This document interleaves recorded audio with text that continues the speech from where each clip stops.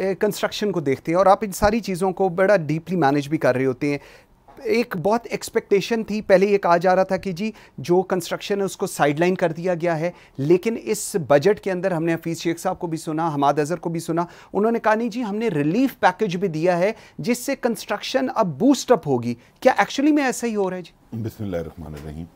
सबसे पहले मंसूर साहब बात यह है कि नो डाउट प्राइम मिनिस्टर का एक विजन था, वो 50 लाख घर बनाना चाहते थे, 1 करोड़ नौकरियों का वादा था, और इन सारी चीज़ों के साथ ये चीज़ ध्यान में रखनी है कि 2 साल से प्लस टाइम गुजर चुका है। ठीक है, एक 5 मरले का घर भी नहीं बन सका, ग्राउंड पे नहीं है, कोई चीज़ एग्जिस्ट नहीं करती।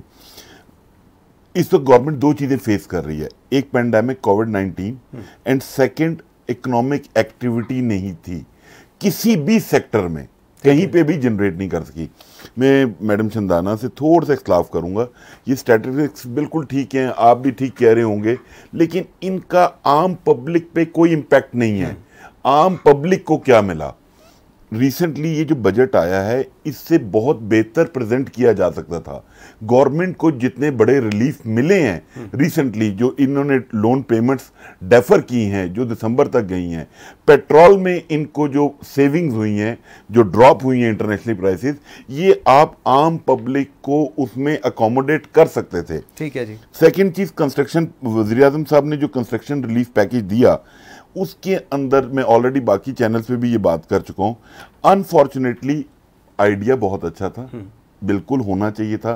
पिछले 2 साल से ये गवर्नमेंट इस सेक्टर को, कंस्ट्रक्शन एंड रियल एस्टेट को अंडर स्ट्रेस, अंडर प्रेशर रखे हुई थी। ठीक है जी। उसके बाद उन्होंने ये पैकेज दिया, बट इसमें इंटेंशनली और अनइंटेंशनली रियल एस्टेट सेक्टर को माइनस कर दिया, जबकि ये दोनों सेक्टर एक दूसरे को कॉम्प्लीमेंट करते हैं, लाजिम और मलजूम हैं।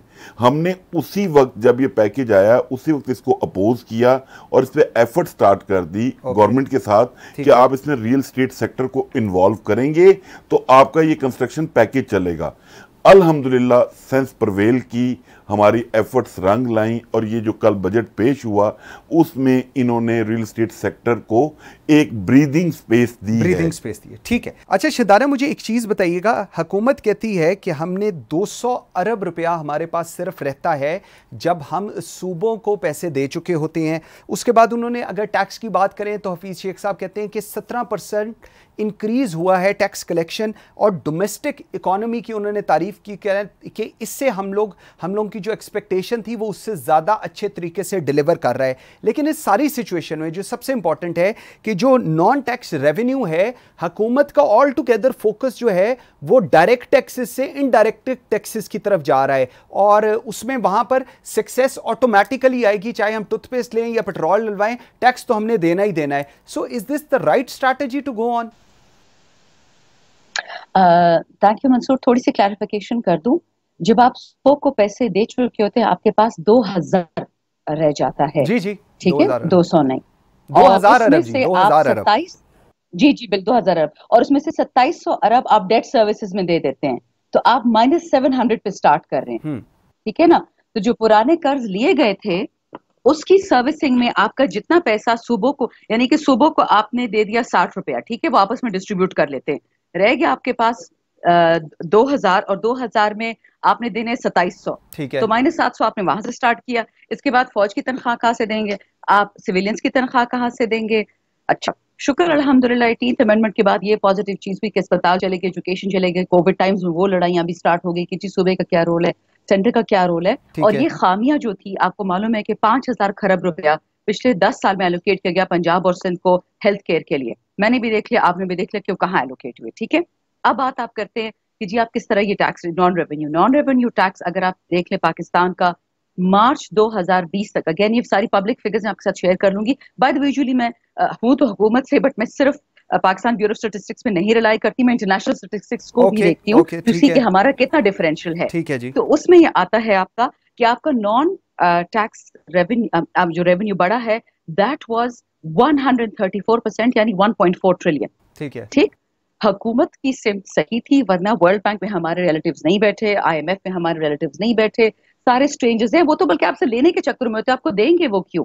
उन्होंने कहा कि Pakistan structural reforms are finally laying down the road for stability. They're finally, और अगर मैं 2017 की आपको रिपोर्ट दिखाऊं, उसी रिपोर्ट में लिखा हुआ है कि Pakistan IMF programme has yielded no structural reforms. मुसीबत ये, अब आम आदमी को इससे कोई परवाह नहीं कि जी स्ट्रक्चरल रिफॉर्म हुआ कि नहीं। गरीब आदमी सिर्फ ये चाहता है उसकी 3 वक्त की रोटी हो, बच्चे अगर स्कूल जा सके, अस्पताल हो जाए। उसको तो ये ख्वाब देखने की हमें इजाजत ही नहीं दी कि जी शायद आप भी गाड़ी में बैठ सकें, शायद आप ट्रैवल उम्र से ज्यादा शायद ट्रैवल कर सके, बच्चे आपकी क्लास 4 की नौकरी ना लें। आई एम सॉरी मैं सियासी बातें करती हूँ, बट दिल जलता है इन चीजों से, बहुत तकलीफ होती है कि सक्सेसिव गवर्नमेंट्स, चाहे पीपल्स पार्टी हो, चाहे फौज की हो, मुशर्रफ साहब की, जिया साहब की, या नून की, 40 साल में सबने तबाही फेरी है, चाहे नीयत या नहीं थी।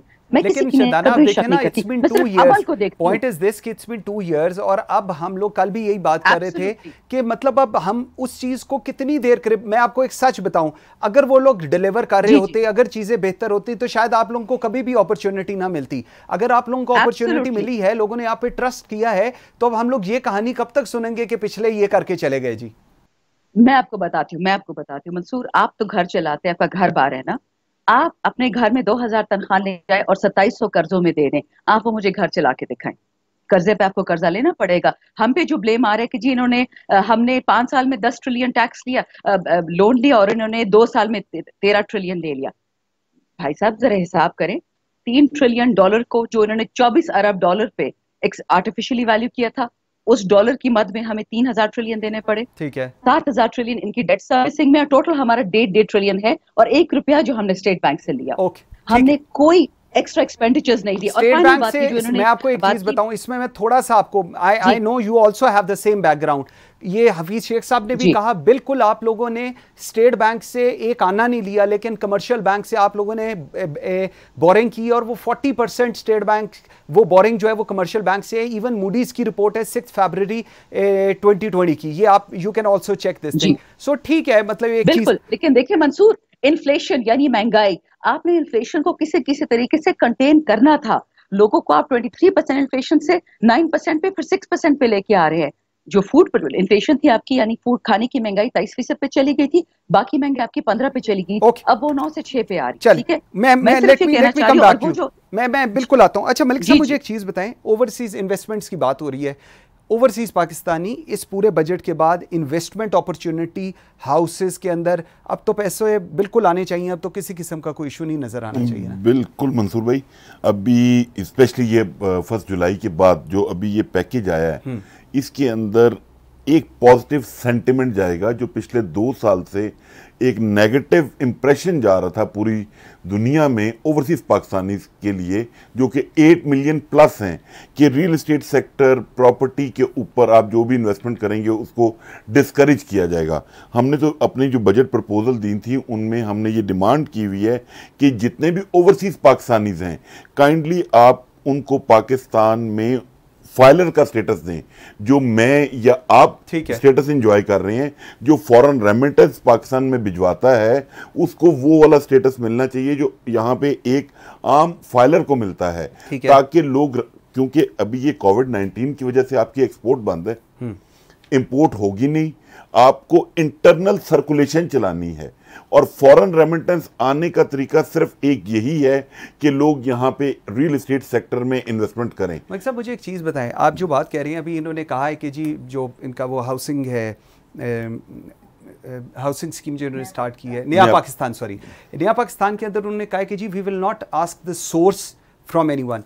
लेकिन ये तो वो हो गया जो बना रहा है, जिसको वो पेमेंट कर रहा है, उसके अगर अकाउंट्स में आएंगे तो वो तो फिर एक नया सिचुएशन, नाक इधर से नहीं दूसरी साइड से पकड़ी जा रही है। मंसूर भाई, ये हमने चेयरमैन नेफ्डा जनरल अनवर अली हैदर को पॉइंट आउट किया है। अच्छा, दैट्स द पॉइंट। ठीक है, बिल्कुल उनको कन्वे भी किया है। यही वो नेग्लिजेंस है कि ये ड्राफ्ट जब बनते हैं ना ऐसे, तो जो ट्रू स्टेक होल्डर्स हैं उनको ऑन बोर्ड नहीं किया जाता। अब बायर को आपने इम्यूनिटी दे दी है, सेलर को नहीं दी। 22 करोड़ अवाम है, तो बात तो फिर एफबीआर उनके पीछे पड़ जाएगी, वही भी पड़ेगी, नैब भी पड़ेगी, एफआईए भी पड़ेगी। ठीक है, तो वो उनको पॉइंट आउट किया था कि काइंडली आप उनको सेलर को भी इम्यूनिटी दें, ताकि मुल्क में इंटरनल सर्कुलेशन स्टार्ट हो। ओके, ठीक है, पॉइंट आ गया। अच्छा शंदाना, थोड़ा सा मैं आगे चलता हूं, एक चीज पे